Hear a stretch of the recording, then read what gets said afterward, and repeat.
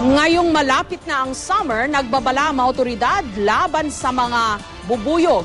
Dumarami raw kasi ang mga ito kasabay ng pamumulaklak ng mga halaman. Sa Davao City, isa ang patay matapos atakihin ng mga bubuyog. May report si Rida Reyes. Sa lakas ng hangin, nahulog ang beehive o bahay pukyutan na ito malapit sa bahay ng pamilya Baro sa Davao City.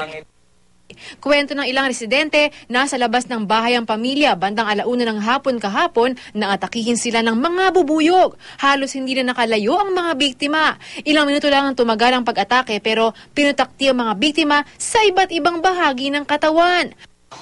Agad dinala ang mga biktima sa ospital. Pero sa kasamaang palad, hindi na umabot ng buhay ang kanilang panig de pamilya na si Artemio Baro Sr. Nagpapagaling naman ang kanyang may bahay na si Anesita at 2 anak. Buok, kikan rihasa sa iyang kinatao, apil. Tapos ihang asawa o mga anak?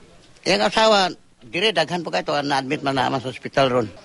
Sa takot na baka sila naman ang atakihin, hindi pa napausukan ang beehive para mapaalis ang mga bubuyog sa lugar. Ayon sa mga doktor, hindi pangkaraniwan ang pagkamatay dahil sa bee sting.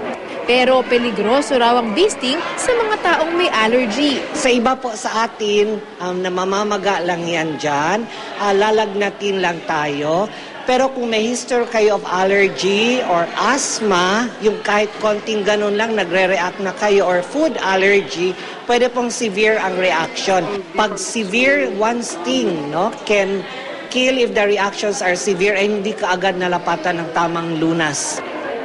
Sa San Lazaro Hospital, nasa 30 kaso na ng bee sting ang naitala sa buwan pa lang ng Enero.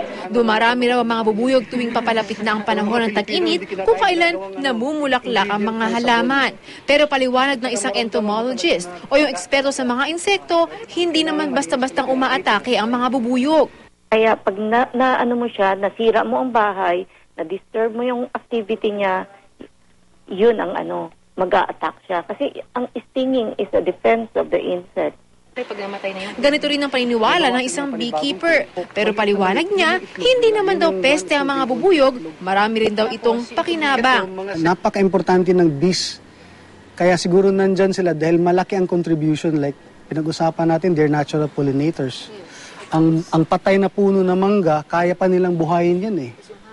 Kasi yung honey, yung wax nila na ginagamit sa mga sabon natin, mga shampoo, mga dental na honey sa mga sugat-sugat, sa facial. Ito yung queen.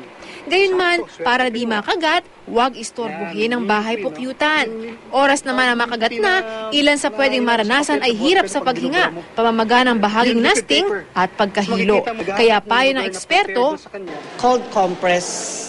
Pero wag nyo na pong itry na natanggalin yung sting, gagamitin kahit anong karayom na ginagamit sa pananahi or safety pin kasi lalo pong mag-i-spread ang sting or it will even aggravate the infection that might follow. So pwedeng matetano, pwedeng mag-sepsis. So mas maganda dalhin na lang po sa ospital. Rida Reyes, GMA News.